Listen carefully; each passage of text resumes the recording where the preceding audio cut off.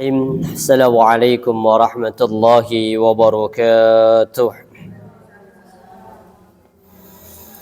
إن الحمد لله نحمده ونستعينه ونستغفره ونستهدي ونتوب إليه. أشهد أن لا إله إلا الله وحده لا شريك له وأشهد أن محمدا عبده ورسوله لا نبي ولا رسول بعده. اللهم صل وسلم وبارك وكلم على نبينا محمد وعلى آله وأصحابه ومن تبع الهدى إلى يوم الدين. أما بعد، قال الله تعالى في القرآن العزيز: أعوذ بالله من الشيطان الرجيم. يا أيها الذين آمنوا اتقوا الله حق تقاته ولا تموتن إلا وأنتم مسلمون. وقال في آية الأخرى: يا أيها الذين آمنوا اتقوا الله وقولوا قولا سديدا يصلح لكم أعمالكم ويغفر لكم ذنوبكم ومن يطع الله ورسوله فقد فاز فوزا عظيما. وقال في آية الأخرى: يا أيها الذين آمنوا اتقوا الله وقولوا قولا سديدا يصلح لكم أعمالكم ويغفر لكم ذنوبكم ومن يطع الله ورسوله فقد فاز فوزا عظيما. وقال رسول الله صلى الله عليه وسلم في حديثه: فقال أفضله لسان ذاكر وقلب شاكر وزوجة مؤمنة تعين على إيمانه. صدق الله العظيم وصدق رسول الكريم ونحن على ذلك من الشاهدين. Alhamdulillahi Rabbil Alamin. Ikhwah wa akhwati fillah, para ibu-ibu, para jamaah Majlis Ta'lim Ar-Rawdah yang insyaallah dirahmati Allah Subhanahu wa taala, para pengurus yang senantiasa istiqamah dalam rangka berbuat baik, yang semoga keistiqamahan menjadi asbab Allah Subhanahu wa taala mencintainya. Alhamdulillah pagi hari ini para ibu-ibu sehat semuanya? Aman ya? Lomba-lombanya sudah selesai? Belum? Oh, hari ini lomba biasanya nih. Lomba apa? Tarik tambang? Lomba voli hari ini. Emang bisa lompat? Alhamdulillah ya. Alhamdulillah sedikit kita ta'lim, tinggalkan sedikit euforia tentang kemerdekaan, karena sesungguhnya kemerdekaan yang hakiki ketika kita menghambakan diri hanya kepada Allah. Karena kalau kita masih menghambakan diri pada manusia, menghambakan diri dengan materi, maka sesungguhnya kita itu belum merdeka. Merdeka itu ketika gambarnya Soekarno-Hatta cecer di dompet, itu merdeka. Tapi kalau yang gambar cecer di dompet itu masih gambarnya Imam Bonjol dengan pedang, itu masih perjuangan, karena masih berjuang dengan pedang. Tapi tidak semua itu, tapi bentuk dari semua kemerdekaan yang hakiki kalau kita berdoa, Rabbana atina fid dunya hasanah wa fil akhirati hasanah wa qina adzabannar. Kemerdekaan hakiki itu ketika kita hidup di dunia bahagia. Yang kedua, kebahagiaan ini sampai dibawa nanti ke akhirat. Wa fil akhirati hasanah, dan puncaknya wa qina adzabannar ketika Allah jauhkan kita dari api neraka. Makanya di dalam surah Ali Imran ayat yang ke-185 Allah berfirman di ayat itu, kullu nafsin dha'iqatul maut. Terus itu masalahnya, hafal hanya setengah tahun. Kullu nafsin dha'iqatul maut. Setiap yang bernafas, setiap yang bernyawa, setiap yang punya detak jantung, dha'iqatul maut, pasti akan mati. Kemudian apa? Wa innama tuwaffawna ujurakum yaumal qiyamah. Kenapa harus mati? Kenapa orang yang soleh sekalipun mati? Kenapa para nabi juga mati? Kok nggak langsung lewis layak masuk surga? Mereka diangkat lah ke surga. Kok harus melalui sebuah kematian? Maka Allah jawab, wa inna ma tawfawna ujurakum yaumal qiyamah, karena kematian itu cara bagi Allah untuk menyempurnakan balasan yang dilakukan oleh manusia. Jadi semua perbuatan baik itu akan kerasa nanti ketika sudah meninggal. Makanya orang yang mau meninggal itu, kalau orang yang beriman yang mau meninggal, maka datang ribuan malaikat untuk menjemput roh orang-orang yang beriman. Malaikat itu membawa kain kafan dari surga. Malaikat juga membawa parfum dari surga. Wal hanutu min hanutil jannah. Tapi ketika menyambut rohnya orang yang beriman, maka malaikat menampakkan, memperlihatkan wajahnya dengan wajah yang berseri-seri, sampai kata Rasulullah, ka'anna wujuhumus syamsu. Saking bersihnya atau saking bersinarnya wajah para malaikat, maka sampai seperti apa? Asyam, matahari. Jadi sampai bersinar seperti matahari. Itu gambaran malaikat kalau menghadapi orang yang beriman. Maka ketika sudah menghadapi orang beriman, wajahnya berseri-seri, tampak itu apa yang tampak? Diperlihatkan semua hasil amalan yang sudah dilakukan di dunia. Kalau orang itu orang yang saleh, maka diperlihatkan apanya? Tempat tinggalnya berupa surga. Makanya roh itu pengen segera menikmati indahnya surga. Cepat keluar dari jasad seseorang sebagaimana orang menuangkan air dari dalam ceret. Kan orang menuangkan air dari ceret itu kan apa? Ngalir. Makanya rohnya orang yang beriman itu mudah keluarnya, pergi ngalir begitu saja. Tapi kalau orang yang kafir, na'udzubillah, maka wa innama tuwaffawna ujurakum yaumal qiyamah. Maka semangat jaringan dalam ghirah bertalabul ilmi ini juga bagian dari apa? Pengin ketika nanti meninggal diperlihatkan balasan kebaikan yang dilakukan oleh kita. Baru kemudian kata Allah, faman zuhziha 'anil nar, maka barang siapa kata Allah yang dijauhkan dari api neraka, wa udkhilal jannata, kemudian dia masukkan ke dalam surga, faqad faz, maka merekalah orang yang beruntung atau merekalah orang yang merdeka. Berarti orang merdeka itu apa? Ya, jauh dari neraka, dimasukkan surga. Sedangkan kalau negeri kita ini merdeka dari penjajahan, tapi rakyatnya masih belum merdeka. Pajak makin naik. Kemudian apa lagi? Kemarin uang yang nganggur di bank diblokir, ditahan sama PATK. Kemudian tanah 2 tahun saya nganggur mau diambil sama negara. Ini nanti janda yang nganggur 3 tahun itu juga akan disita sama negara. Makanya hati-hati yang janda, jangan sampai nganggur 3 tahun. Kenapa? Akan disita sama negara. Hah? Nganggur ya? Enggak, yang penting enggak janda, Bu. Ya.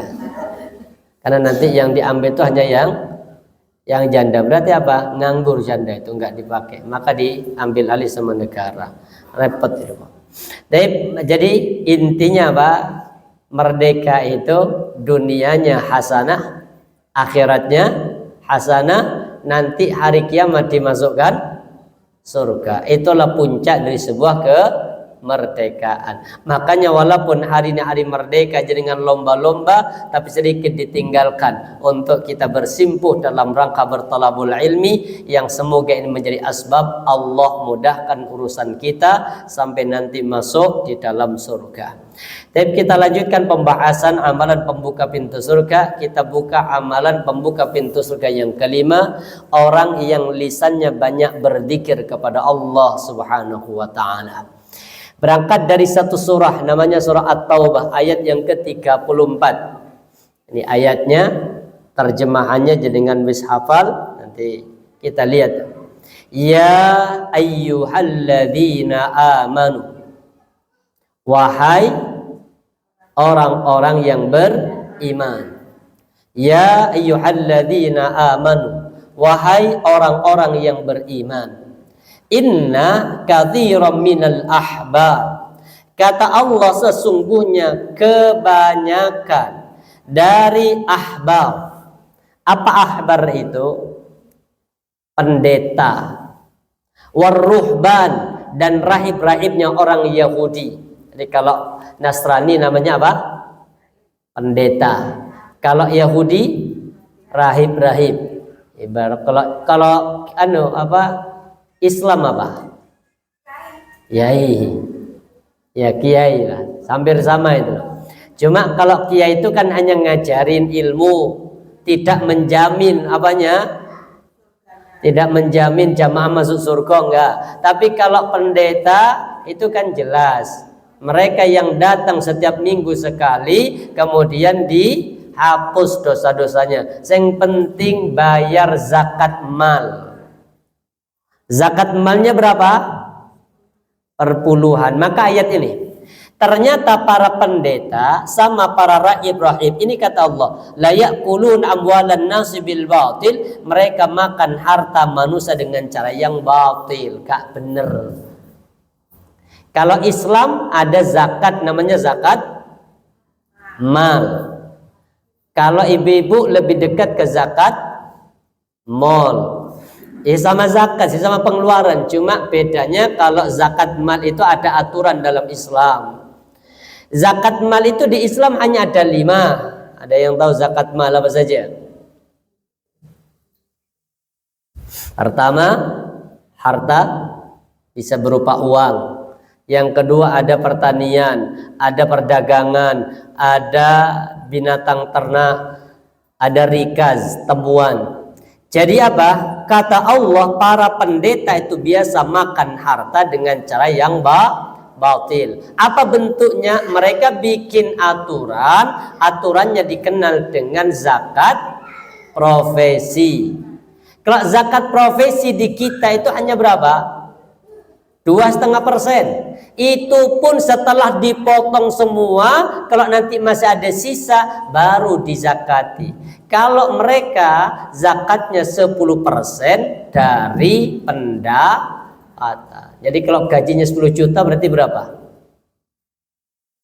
1 juta. Itu untuk apa? Persembahan pada Tuhan. Makanya kata pendeta Gilbert itu.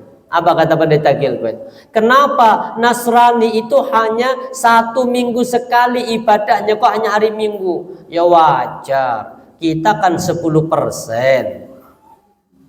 Kalau Muslim ya wajar 5 kali sehari. Kenapa? Karena hanya 2,5 setahun sekali, kan? Makanya wajar harus 5 kali sehari. Padahal kebanyakan mereka itu menggunakan harta. Kalau dalam Islam itu kan ada aturannya. Zakat mal itu untuk berapa golongan? 8. Ya kan? Innamas shadaqatu lil fuqara, bagi orang fakir. Fakir itu apa? Orang yang tidak punya pekerjaan sama enggak punya penghasilan, ini namanya fakir. Nah, sekarang tuh fakir kayak ada orang apa?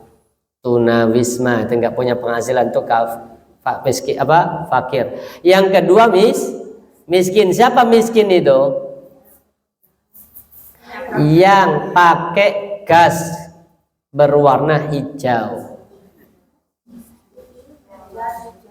Gas melon berwarna hijau, pakai tabung gas berwarna hijau, itu miskin.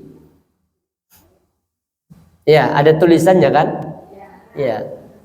Maka saya duduk di dapur kan tak bocor, khusus masyarakat miskin. Ya. Ada yang masih pakai hijau? Sama. Gak tahu kalau buat elok, wes hijau aman. Wes biru ya. Kalau biru aman, gak ada tulisannya. Jadi siapa yang berhak dapat zakat? Yang rumahnya yang di rumah pakai gas berwarna hijau. Baik. Kenapa kok sulit pakai? Karena biru yang tutulan nggak segampang hijau. Hijau kan banyak yang jualan. Kalau biru terbatas.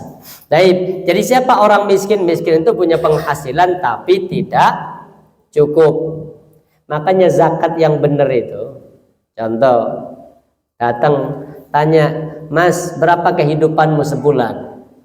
Contoh, saya pengeluaran umum sebulan itu contoh 2 juta. Terus gajimu berapa? 1 juta. Berarti per bulan minus 1 juta. Maka datang orang, udah ini 12 juta. Nih 12 juta, maka dia 1 tahun tuh udah nggak boleh lagi nerima apapun karena dia sudah kaya. Jadi boleh diberikan langsung 12 juta, maka selama 1 tahun ke depan dia tidak boleh lagi menerima zakat. Kenapa? Karena sudah cukup. Tapi kalau hanya dikasih 500, maka nanti habis 500 jadi miskin lagi. Baik, kemudian yang ketiga apa? Wa yasudduna an sabilillah, dan pendeta rahib Yahudi biasa menyesatkan manusia dari Allah. Ini puncak pembahasan kita. Walladzina yaknizuna adh-dhahaba wal fiddah, dan orang-orang yang menyimpan emas dan perak, wala yunfiqunaha fi sabilillah, dan tidak dikeluarkan infaknya di jalan Allah, fabashshirhum bi'adzabin alim, maka berilah kabar gembira dengan adab yang pedih. Apa gambaran dari ayat ini? Gambaran dari ayat ini menunjukkan apa? Orang yang punya simpanan emas dan perak. Ini kata sahabat itu. Lamma nazalat, tatkala turun ayat ini. Alladzina yaknizuna adh-dhahaba wal fiddah, dan orang-orang yang menyimpan emas dan perak. Ini kata sebagian sahabat ya. Jadi sahabat itu dibacakan sama Nabi ayat ini tadi. Surah apa tadi? At-Taubah ayat 34. Dibaca sama Nabi di depan para sahabat. Apa kata sahabat? Allah menurunkan emas dan perak.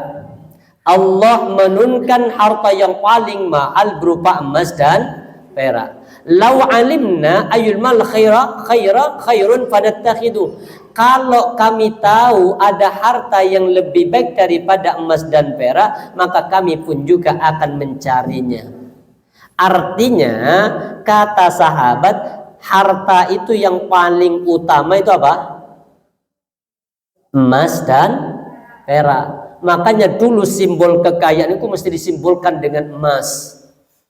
Dengan coba lihat, kalau orang dulu pulang, apalagi orang Madura itu. Orang Madura itu simbol kekayaannya dengan apa? Emas. Makanya kalau ada acara nikahan, itu kayak apa? Toko emas berjalan. Oh, sininya. Makanya kalau TKW pulang dari Arab mesti apa? Emas. Di Mekah, di Madinah, keluar dari Masjid Nabawi itu paling banyak jualan emas, karena memang simbol kekayaan dulu di zaman Rasulullah. Orang-orang jahiliyah memahami kekayaan itu disimbolkan dengan emas dan perak. Makanya emas dan perak menjadi mata uang zaman dulu. Namanya apa? Dinar sama dirham. Makanya sampai Nabi mengatakan ada 6 harta yang masuk harta ribawi. 6 harta ribawi. Apa 6 harta ribawi itu? Kata Rasulullah, al-fiddatu bil fiddah, emas dengan emas. Kemudian apa? Adz-dzahabu bidz-dzahab, emas dengan emas, wal fiddatu bil fiddah, perak dengan perak. Ini saya tampilkan. Ini dulu simbol kekayaan zaman dulu itu adalah emas dan perak. Jadi ada harta yang masuk kategori harta ribawi, harta riba. Makanya ini perlu dihati-hati bagi kita, jangan sampai gara-gara kita tidak paham itu akhirnya masuk kategori riba. Ini salah satunya.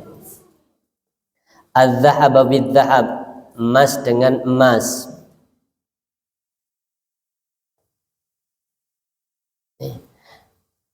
Ini 6 benda, ini benda masuk benda ribawi. Maka nanti hati-hati, ini nggak harus kaya. Ini kata Rasulullah, hadisnya sahih. Az-zahabu bidz-zahabi, emas ditukar dengan emas. Pernah nukar emas itu? Mungkin jenengan punya emas yang lama, dulu ketika dikasih suami masih cukup, jarinya masih apa? Ya kecil. Setelah nikah punya anak, kemudian ada perubahan, ada sedikit pembengkakan, maka apa? Dimasukkan miska cukup. Tapi eman ini apa? Pemberian suami, gak dipakai, ya eman juga. Suami ngasih untuk ini sebagai tanda apa? Bukti cinta. Akhirnya jangan datang kemana? Toko mas, mas aku pengen apa? Ini beratnya dikasih suami, saya nggak mau nambah. Tetap saya butuh yang 5 gram, karena ini harga 5 gram. Saya minta carikan yang sama-sama 5 gram, saya tukar. Dicari, tapi yang apa? Ukuran, ya ukuran besar lah. Masuk, sudah kata si pemilik emas apa tokonya? Oh ya ini bagus bu, pilih. Ketemu, ini mas, nambah berapa saya? Dihitung, oh ketemu bu, nambah 1 juta. Kita bayar 1 juta. Secara syariat itu ndak boleh, itu haram, itu riba. Kenapa? Karena itu masuk kategori 6 benda ribawi. 6 benda yang masuk kategori ribawi. Syaratnya apa? Apa 6 benda ribawi itu? Emas dengan emas, perak dengan perak, burru itu gandum bulat. Gandum itu berarti makanan pokok. Kalau kita berarti apa? Beras. Kalau burru itu kayak ini, yang bulat, jagung. Kemudian wasyairu bisyair, gandum panjang. Berarti kalau ini beras, atau mungkin beras apa yang panjang itu? Yang panjang, beras yang panjang dulu, yang beras mati. Mandi ya. Terus watamru, tamar, itu tamar apa? Kurma dengan kurma. Wal milhu bil milhi, milhun itu garam dengan garam. Ingat ya, syaratnya cek gak riba itu 3. 1, mitlan bimitlin, semisal, sawaan bisawain, sama. Yang ketiga yadan biyadin, kontan. Ingat 6 benda ribawi. Apa tadi? Emas, perak, makanan pokok, gandum bulat, terus apa? Gandum panjang, kurma, sama terakhir apa? Garam. Ini 6, ini hati-hati Bu. Ini masuk 6 benda ribawi. Benda ribawi itu artinya apa? Syaratnya pertama harus mislan bimislin. Kalau jenengan mau nukar, boleh tukar, tapi tidak boleh tukar tambah. Karena itu sudah enggak apa? Sudah enggak sawaan bisawain, sudah enggak sama takarannya. Yang kedua, syarat yang ketiga harus kontan, enggak boleh diutang. Jelas? Makanya beli emas kredit itu hukumnya haram. Enggak boleh. Kenapa? Karena emas itu masuk 6 benda ribawi. Kalau jenengan beli motor kredit boleh, tapi nanti kaitannya dengan apa? Leasing, itu baru nggak boleh lagi. Paham ini? 6 benda ribawi. Jenengan punya beras bu, beras jenengan kurang bagus, mau ditukar sama tetangga, yang kita mau nukar sama tetangga, beras tetangga bagus. Kita minta apa? Tetangga aku pengen nukar berasku, punya saya 2 kilo, punya jenengan 1 kilo. Boleh apa tidak? Ini yang jelek ya, ditukar yang bagus. Boleh apa tidak? Nggak boleh. Kenapa nggak boleh? Karena sama-sama 6 benda ribawi, makanan pokok itu sama-sama. Harusnya gimana? Harusnya boleh 1 kilo tukar 1 kilo, nggak usah lihat kualitas. Kalau pengen berkualitas jual, beli, itu baru boleh. Sama dengan nanti jenengan punya cincin tadi, mau ditukar karena wis gak cukup, maka nggak boleh nukar secara langsung. Gimana? Jual, kalau sudah punya uang baru beli. Itu pun harus ya dan biadin, kontan. Nanti kaitannya emas ini dengan apa? Emas ini kaitannya dengan nilai uang. Pernah beli uang di pinggir jalan ini? Ada ya. Kan mereka jualan kan. Namanya jualan tuh wajar ngambil untung. Biasanya hari raya, mendekati hari raya itu 10 hari terakhir banyak orang jualan uang. Boleh apa tidak jualan uang? Kenapa enggak boleh?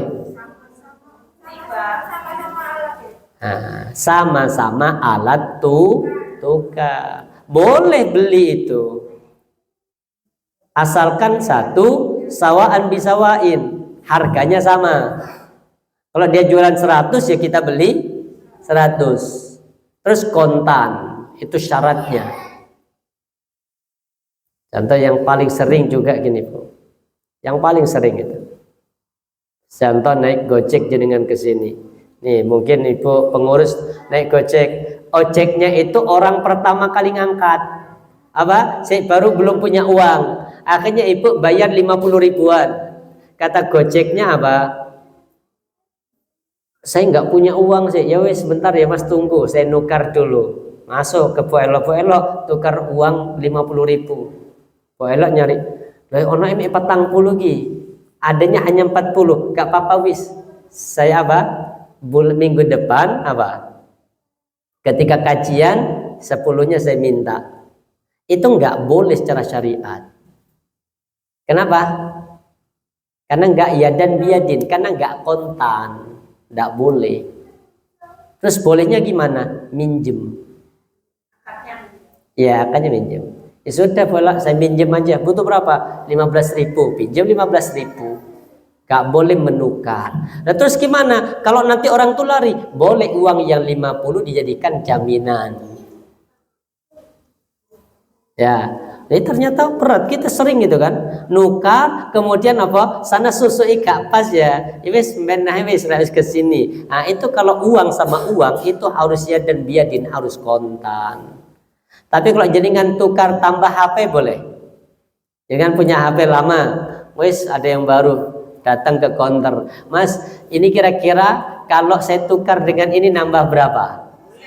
Boleh apa tidak? Kenapa boleh? Tidak masuk benda ribawi. Mobil lama ditukar dengan mobil baru, nambah boleh? Boleh. Kenapa? Tidak masuk. Maka yang masuk itu hati-hati. Yang sering kita langgar itu apa? Mas. Tapi kalau kebalik begini, kita beli emas pakai uang, boleh apa tidak? Atau nukar emas sama garam? Boleh. Emasnya 1 gram, garamnya 20 kilo contoh. Boleh apa tidak? Boleh. Bukan. Pokoknya kalau beda 6 kalau benda yang berbeda itu harus apa? Syaratnya hanya 1, kontan saja. Ini. Kemudian apa? Fa idza ikhtalafa hadil asnaf, kalau berbeda ini contoh emas ditukar dengan gandum. Maka apa? Fabayu kaifa syi'tum idza kana yadan biyadin, maka boleh bebas, cuma syaratnya harus kontan. Jelas? Jadi jenengan apa? Emas sama apa? Garam. Emasnya 1 gram, garamnya 1 truk. Boleh. Nggak harus sama-sama 5 gram. Tapi apa? Syaratnya harus kontan. Uang sama emas. Boleh apa tidak? Syaratnya apa? Nah, makanya kredit emas itu enggak boleh. Kalau kredit Mas Bambang boleh. Jelas ya?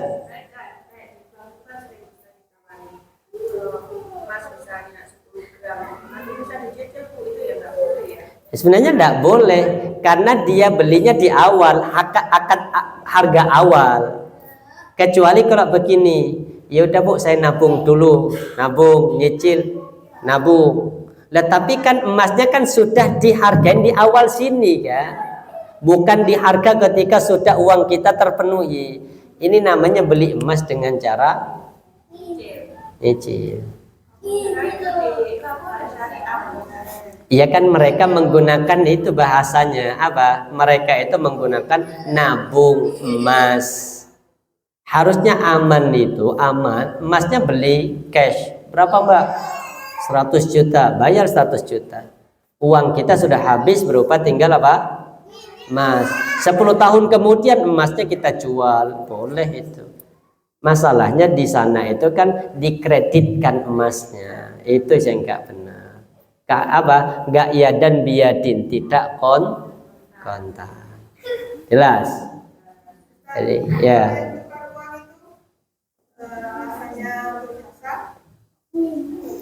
Kalau untuk jasa sifatnya begini, contoh ya, saya mau ke bank besok. Kemudian jenengan mau titip apa enggak? Saya besok mau nukar uang ke bank.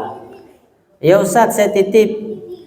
Mau titip berapa? Saya titip 5 juta, 20 ribuan, 1 juta. Ini 10 ribuan, 3 juta contoh. Sudah.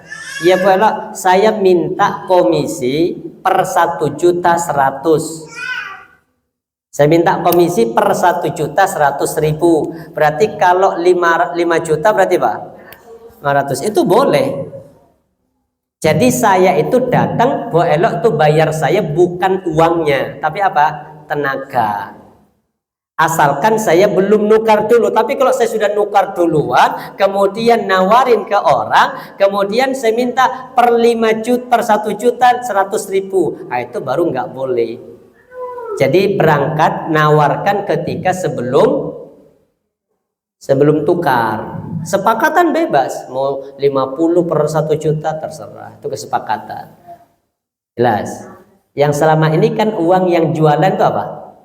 Nukar dulu pakai uangnya dia, ketika dapat banyak baru dijual. Nah, itu yang disebutkan dengan menjual emas, menjual uang sama uang. Syaratnya apa? Kalau uang sama uang syaratnya apa? Sama-sama uang, artinya sama-sama rupiah. Yang kedua, sawaan bisawin, sama-sama nominalnya sama. Yang ketiga, ya dan biadin konta. Kalau jual uang dengan uang yang di jalan, apanya yang nggak terpenuhi? Ya, nggak sama. Beli 100 dapatnya 90. Ah, itu yang masuk kategori riba. Yang boleh nggak sama itu bebas, jual uang dengan uang mata asing. Dengan mau umroh, nukar uang dengan rial. Uang kita paling banyak, contoh 1 juta, dapatnya berapa? 250 rial. Sudah, boleh itu nggak masalah. Asalkan kontan. Ini 6 benda ribawi, hati-hati. Jadi nanti jaringan ibu kalau mau nukar garam dengan tetangga, pastikan garamnya harus sama-sama beratnya harus sama. Kalau urusan merek gak masalah. Ya rugi aku Ustadz, wong dia itu garamnya garam yang gede-gede, kasar. Sedangkan punya saya garamnya garam halus. Ngosok harus sama. Ya namanya sama-sama garam, iyo harus sama. Ya rugi saya, terus gimana cegah rugi? Dijual. Jual dulu baru beli akadnya.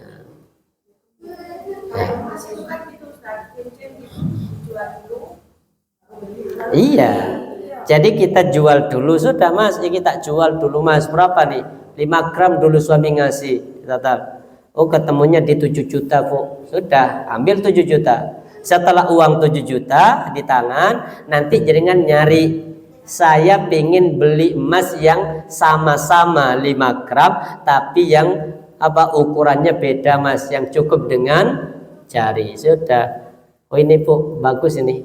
Kita tahu. Ini 7.500.000. Boleh beli. Kan tadi sudah punya uang 7 juta, tinggal nambahi 500. Ternyata Pak, Mas aku gak nggo duit 500 sih. Boleh nggak minggu depan saya balik ke sini? Nggak boleh. Kenapa? Karena nggak kontan. Itu masih banyak. Kadang kita tidak terlalu perhatian. Padahal itu unsur riba. Sedangkan riba itu dosa yang paling kecil, setara dengan berzina dengan ibu kandungnya sendiri.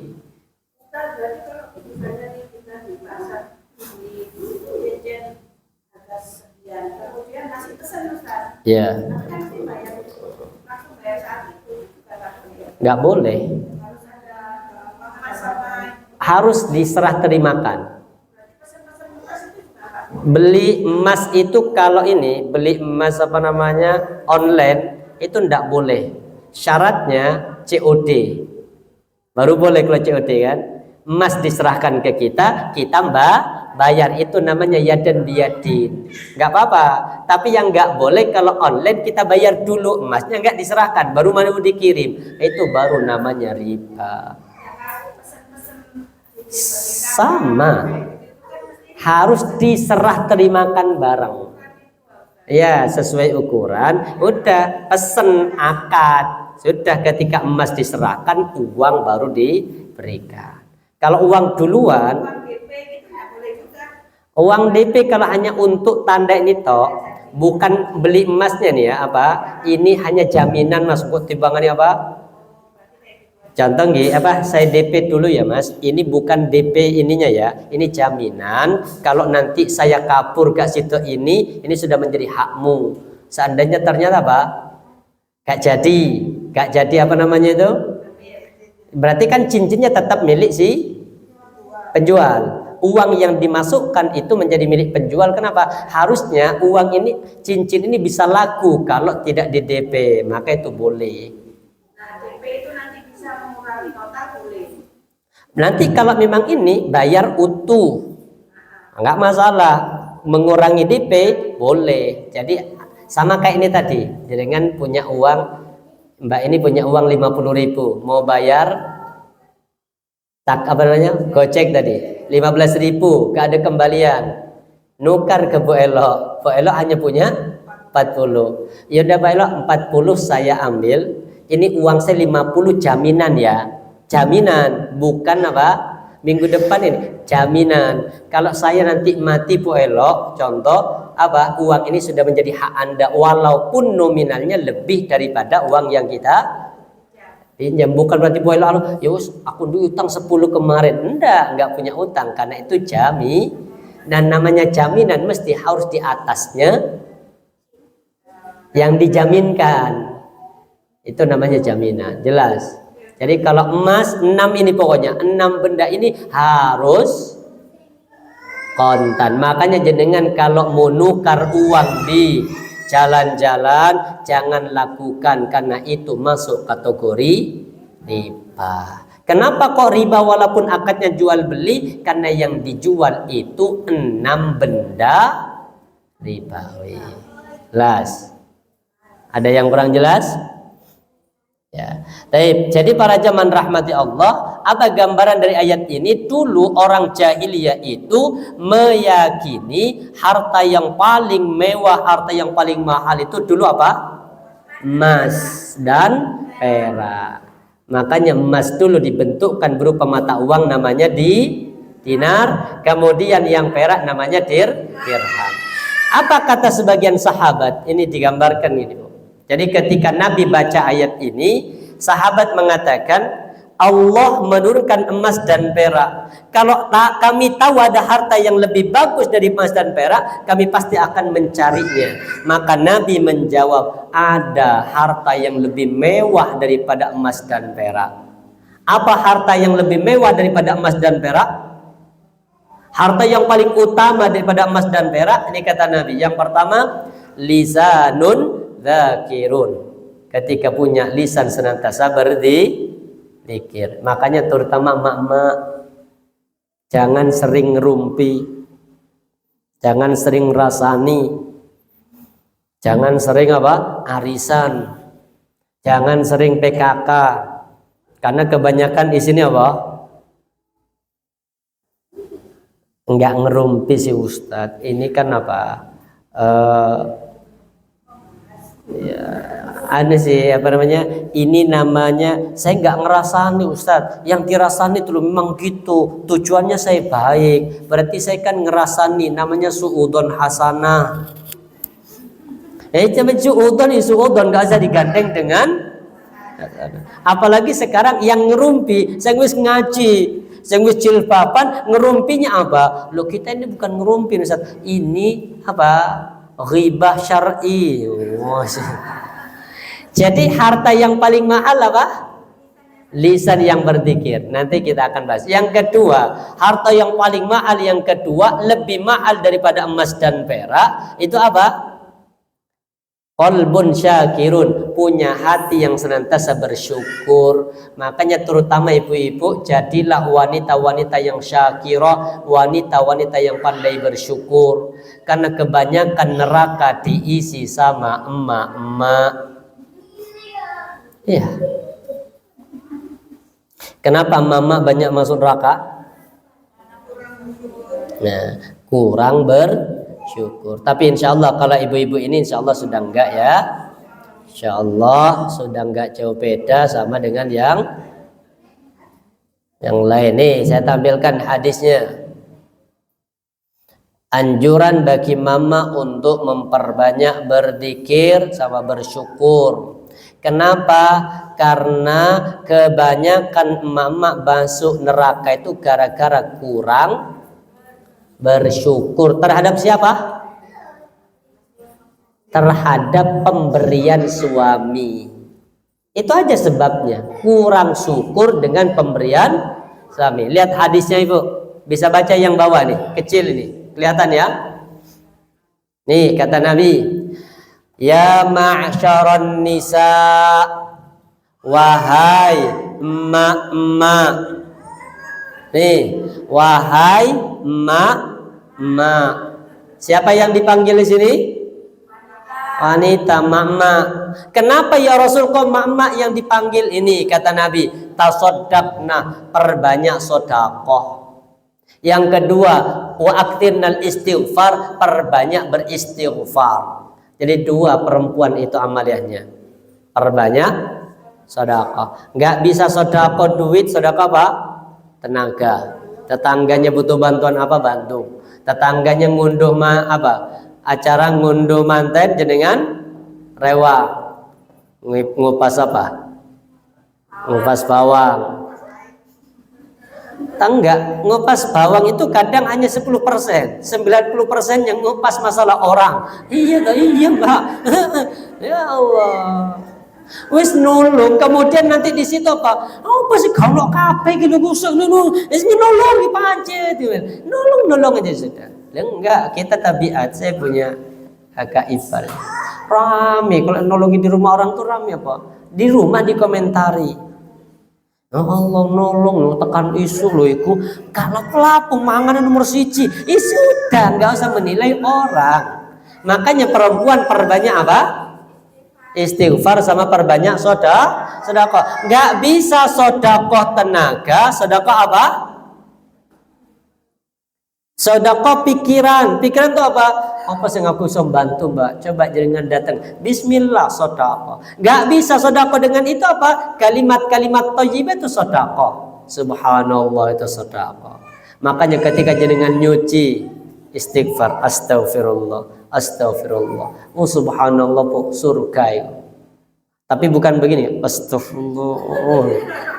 Sama-sama istighfar tapi beda apa? Beda tekanan, beda hasilnya. Wes kelambini suami ya kotor sininya. Astagfirullah. Itu beda sudah. Nilainya beda. Baik, kenapa harus banyak istighfar sama sedekah? Ini kata Nabi, fa inni ra'aitukunna aktsara ahlin nar. Karena aku kata Nabi, kebanyakan melihat penduduk neraka itu diisi sama emak. Jadi ternyata yang paling banyak masuk neraka itu siapa? Mama. Kenapa? Ya ini. Ya Rasulullah ditanya itu, ibu jenengan mesti tanya sekarang, tapi mesti wakilin di sini. Faqalat imratun min jazla, ada seorang wanita yang sangat cerdas tanya, wa ma lana aktsara li jahannam ya Rasul. Kenapa kami para perempuan yang paling banyak masuk neraka? Kata Rasulullah dua sebabnya. Perempuan masuk neraka sebabnya dua. Pertama, tuktirnal la'an, banyak melaknat. Artinya karena lisannya lambe itu murah. Yang kedua ini watakfurnal ashir, mudah melupakan mengingkari kebaikan suami. Bahasa lainnya apa? tidak pandai bersyukur. Maka jadilah wanita yang banyak bersyukur. Dikasih sedikit sama suami tabain disyukuri. Gak dikasih bulanan sama suami apa? Syukur. Selama suami masih pulang ke rumah, syukur. Daripada jenengan dikasih banyak tapi suami pulang ke rumah istri muda, pilih mana? Suami nggak ngasih pulang ke rumah, atau suami ngasih tapi pulang ke rumah tetangga? Pilih mana?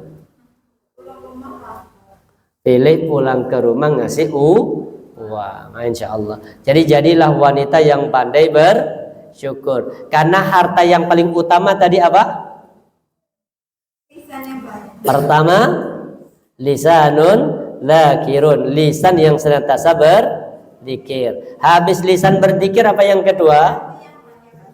Hati yang banyak bersyukur. Yang terakhir, apa harta yang paling utama ini? Wa zaujatun mu'minatun tu'inu ala imani.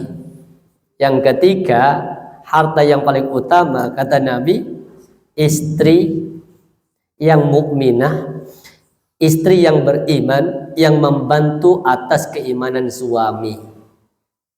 Jangan sudah menolong keimanan suami. Sering ngingetin sholat untuk suami? Ibu-ibu sering?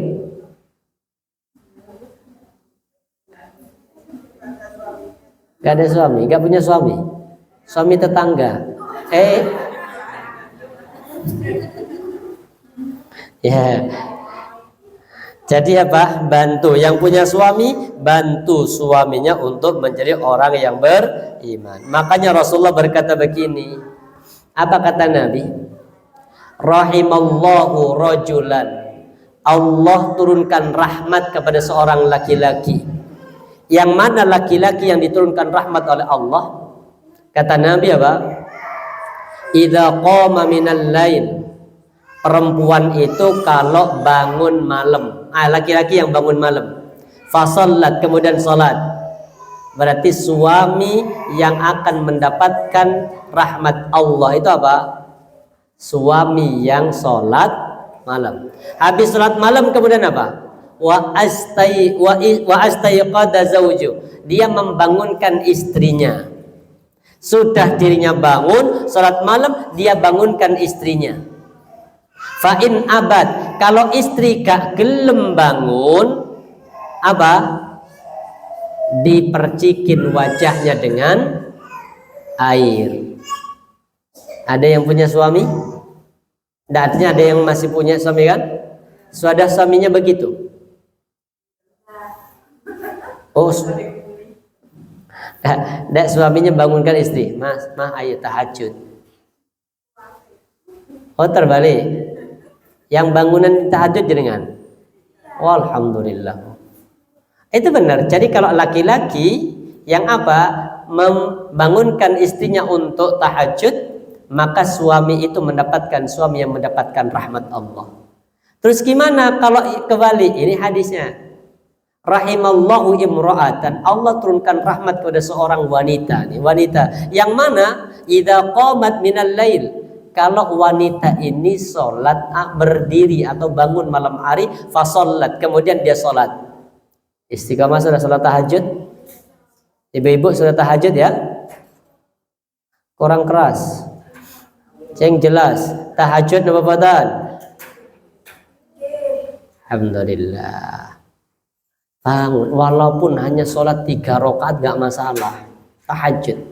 Jadi kata Nabi apa? Allah turunkan rahmat kepada seorang wanita yang bangun malam, kemudian salat tahajud. Habis itu apa?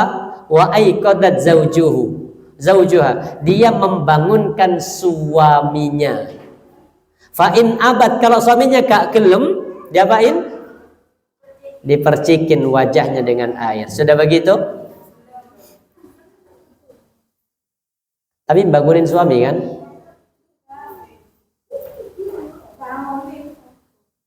Subuh ya. Nanti diganti bangunin jam 1. Insya Allah marah-marah dia. Wah, aku kesel ini. Taib, Kak Papa. Ini gambaran. Kemudian kita bahas yang pertama tadi apa? Harta yang paling utama yang membuka pintu surga itu apa? Lisan yang berzikir. Ada satu hadis. Sedikit kita gambarkan dulu.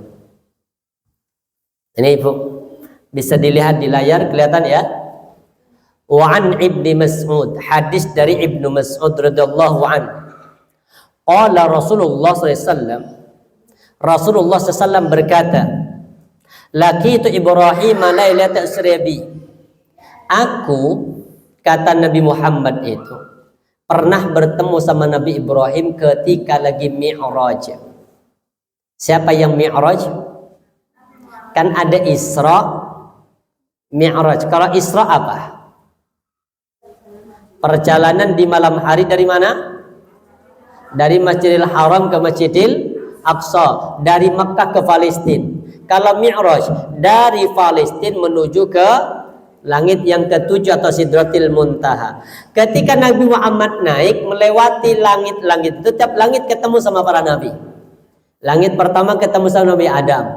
Terus naik langit ketujuh, Rasulullah ketemu sama Nabi Ibrahim. Tapi bukan fisiknya Nabi Ibrahim, ketemu dengan apanya? Rohnya Nabi Ibrahim. Sampai ketemu sama Nabi Ibrahim, ini Nabi Ibrahim memanggil Nabi Muhammad. Ya Muhammad, wahai Nabi Muhammad, kata Nabi, akri ummataka minni assalam. Kata Nabi Ibrahim, sampaikan salamku kepada umatmu. Akhirnya apa? Bayangkan Ibu, Nabi Ibrahim itu nitip salam kepada kita sebagai umat Nabi Muhammad. Jadi kita dan umat Nabi Muhammad itu dapat salam Nabi Ibrahim. Walaupun Nabi Ibrahim gak pernah ketemu sama Nabi Muhammad secara langsung, bahkan gak pernah ketemu sama kita. Tapi sayangnya Nabi Ibrahim kepada umat Nabi Muhammad itu kuat. Makanya kita balas cinta Nabi Ibrahim dengan kita bersolawat atas Nabi Ibrahim. Maka solawatnya disebut dengan solawat Ibrahim ini. Ada yang Allahumma salli ala Muhammad, ada yang Allahumma salli ala Sayyidina Muhammad. Terus apa? Wa ala ali Muhammad kama sallaita ala Ibrahim wa ala ali Ibrahim. Kenapa kita balas? Karena Nabi Ibrahim saja nitipkan salam kepada umat Nabi Muhammad. Yang kedua, ini keutamaan berzikir. Ini kata Nabi Muhammad, wa akhbirhum, wahai Muhammad, kata Nabi Ibrahim, sampaikan kepada umatmu, annal jannata thayyibatut turba, sesungguhnya surga itu tanahnya harum. Tanah surga itu tanahnya apa? Nih. Sesungguhnya tanahnya surga itu tanahnya harum. Kenapa kok harum? Jangan kan rumah nanti di surga sudah kita bahas kan? Bangunan di surga terbuat dari apa? Dindingnya surga, bangunan di surga dibuat dari apa? Dari emas. Jadi nanti bata Ibu, rumah jenengan itu terbuat dari emas. Gak usah dicungkil ya, dipolongi, isinya emas ya. Gak usah, karena gak ada orang mau beli emas. Kenapa? Karena di surga nanti semuanya berbentuk emas. Nanti minum, kayak minum gelas gini nih. Nanti gelasnya itu terbuat dari emas. Subhanallah, airnya susu. Lengkap sudah. Ini kemudian kata Nabi, wa azmatul ma, airnya seger, wa anha qi'an, dan ini bahasanya, dan tanahnya surga itu qi'anun, yaitu lapang ataupun luas, wa anna ghirasaha, dan tanaman-tanaman surga itu tumbuh dengan apa? Zikir. Apa tanaman surga? Subhanallah. Terus walhamdulillah wala ilaha illallah wallahu akbar wala haula wala quwata illa billah. Jadi nanti jenengan kayak gitu, apa? Habis per hari zikir kayak gitu, subhanallah.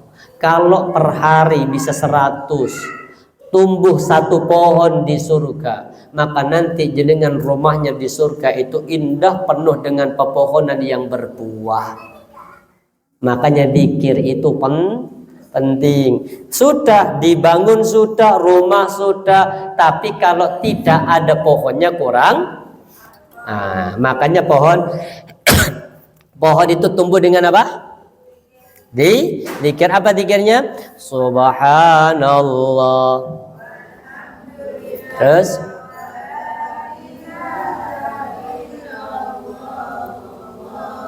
oke, cukup. Ini kemudian bahkan orang yang zikir sebelum tidur itu juga menjadi tabiat penduduk surga. Sudah jalan apa belum ini? Kita lihat keterangan hadisnya dulu ya. An Abdullah ibnu Umar anin Nabi SAW qala Rasulullah haslatani aw khallatani la yuhafidu alaihi ma'amdun muslimun illa dakhalal jannah. Ada dua kebiasaan, ada dua tradisi seorang muslim. Kalau ini dikerjakan secara kontinu, maka dia akan masuk ke dalam surga. Apa dua kebiasaan itu? Kata Nabi, huma yasir. Dua kebiasaan ini mudah. Wa may ya'malu bihi ma qalil, tapi yang mengerjakan itu sedikit. Kebiasaan ini mengantarkan orang ke surga, tapi yang mengerjakannya kira-kira masuk yang sedikit atau yang banyak? Kalau yang sedikit berarti apa? Yang melakukan. Yang banyak? Belum. Kita coba dulu. Habis ini tak tanya ibu-ibu. Masuk yang sedikit atau yang banyak? Apa itu pembuka pintu surga di sini? Kata Rasulullah ini. Jadi kalau dikerjakan atas orang muslim, kecuali pasti dia akan masuk ke dalam surga. Amalannya mudah, tapi yang mengerjakan sedikit. Apa itu? Nih kata Nabi. Yusabbihu fi duburi kulli salatin asyra. Baca subhanallah dalam habis sholat sebanyak 10 kali. Kalau bisa berapa kali? 33. Kalau mepet 10. Subhanallah. Ini agak berat untuk perempuan. Kenapa untuk perempuan agak berat? Karena sholat sendiri di rumah. Ketika sudah assalamualaikum, sebelah kanan ada HP. Ya kan? Astagfirullah. Nah benar kadang. Saya kalau sholat duha itu, kadang HP kalau ditaruh di sebelah itu, benar. Subhanallah. Allahumma antas salam. Astagfirullah. Nah kan lihat WA kan, astagfirullah. Iki opo ini. Jadi sudah hilang apanya? Zikirnya. Makanya kalau sholat di rumah, HP-nya dipindahkan sing rotok jauh. Itu yang pertama. Yang kedua, kalau sholat di rumah, HP jangan taruh di sampingnya. Kenapa? Ketemu sama anaknya, dibuka YouTube-nya. Akhirnya nyanyi itu di YouTube, jadi dengan lagi sholat itu insya Allah ketawa, silang khusyuknya. Jadi kalau ingin masuk surga, apa pertama tadi? Subhanallah berapa kali? Setiap apa? Sholat 5 waktu. Kemudian wa yahmadu asyra, alhamdulillah berapa?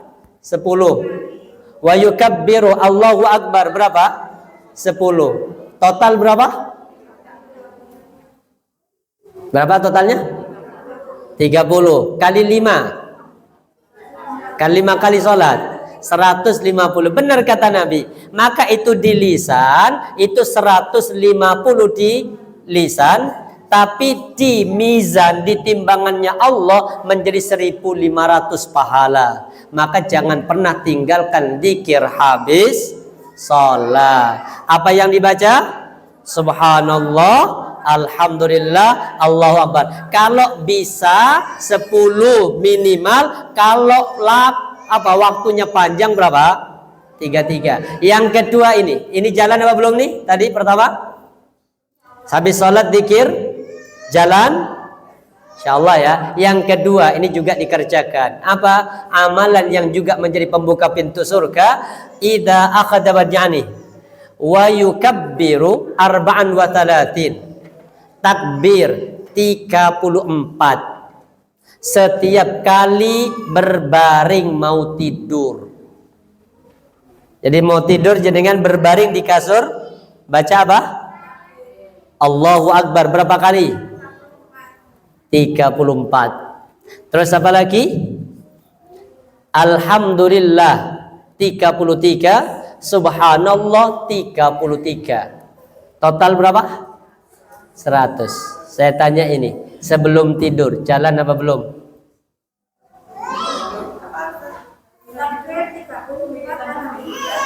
Zikir sebelum tidur. Kan kalau jenengan mau tidur pastikan ada tempat tidurnya nggih. Jadi kalau mau tidur pastikan ada tempat tidur. Yang kedua Pak, sebelum tidur biasakan berwudu. Kalau sudah berwudu nanti minimal baca ayat kursi. Setelah baca ayat kursi, jenengan baca triqul, usap ke seluruh tubuh. Berbaring jenengan sebelum tidur ini baca subhanallah, subhanallah 33. Alhamdulillah 33, Allahu Akbar 34, lengkap 100, di mizannya Allah, di timbangan Allah jadi 1000. Dan ini yang menjadi pembuka pintu surga. Istiqomah dua ini, zikir habis salat dan zikir sebelum tidur. Siap? Kurang keras, siap? Apa yang insya Allahnya mau dikerjakan? Habis salat zikir. Kalau bisa 33. Kalau enggak cukup waktunya 10. Subhanallah, alhamdulillah, Allahu Akbar. Sebelum tidur subhanallah berapa? Alhamdulillah, Allahu Akbar. Siap? Insyaallah. Ini kata Nabi apa? Itu ada jaminan masuk surga. Ditanya, ini sahabat tanya begini, ya Rasulullah, kaifa huma yasir? Ya Rasul, amalan kan gampang ini ya Rasul, simple. Zikir subhanallah mari salat sama sebelum tidur subhanallah. Kan gampang. Ditanya, wa may ya'malu bihima qalil? Kenapa kok yang mengerjakan sedikit? Termasuk jenengan belum mengerjakan, artinya belum istiqomah. Kenapa? Ini jawaban Nabi. Ya'ti ahadukum asyaitana fi manami. Setan itu datang ketika manusia mau tidur.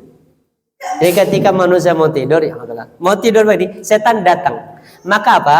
Fayunawwimuhu qabla ayyakul, maka setan itu membuat dirinya tidur, membuat orang tadi tidur sebelum membaca. Berarti kalau jenengan tidur sebelum berzikir, siapa yang menidurkan? Setan. Jadi kalau jenengan langsung nggak wudu, nggak apa, langsung tepar begini, itu sepanjang malam setan yang jaga sepanjang malam itu. Tapi kalau jenengan berwudu dulu, kemudian baca zikir, setannya pergi, malaikat yang menjaga sepanjang malam sampai besok pagi bangun, dibangunkan malaikat, dosa-dosanya diampuni. Insyaallah. Siap ya? Ya. Yeah. Ada batasannya atau gimana?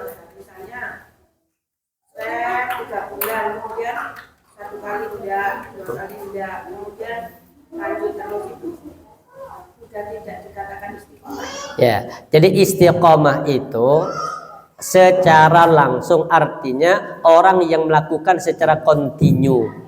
Kalau ada orang contoh istiqomah tiap malam baca, kemudian malam itu lali, ketiduran, lupa, padahal hati sebenarnya pengen, maka itu masuk kategori tercatat orang yang mengerjakan. Tapi kalau sengaja nggak baca sengaja, maka itu yang masuk kategori tidak istiqomah. Jadi yang masuk istiqomah, makanya Rasulullah sampai berkata begini, Bu. Apa? Orang yang istiqamah itu idza maridul abdu, kalau ada orang yang sakit au safar ataupun musafir, kutiba lahu muqiman sahiha, dicatat oleh Allah seperti orang yang sedang mukim, enggak jalan, enggak safar, sama dicatat oleh Allah seperti orang yang sedang sehat.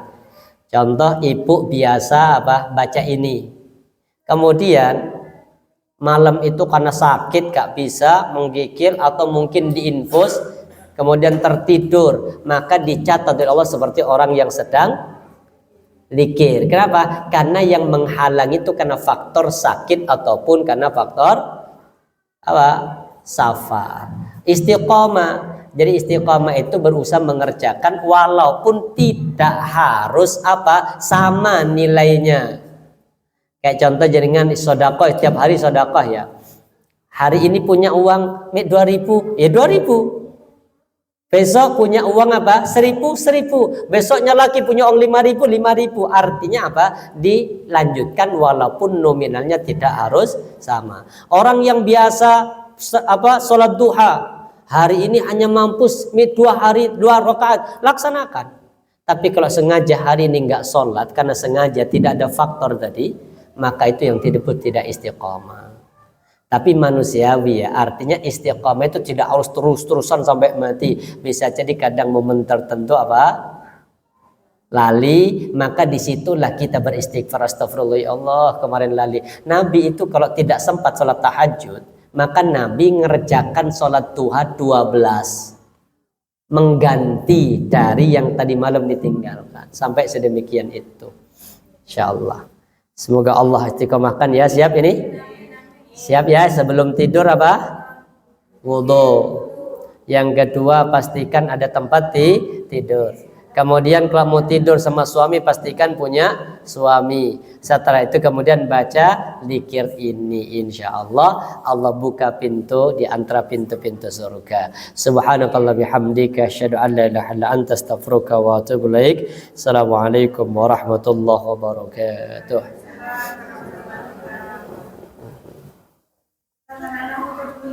Monggo, nyantai.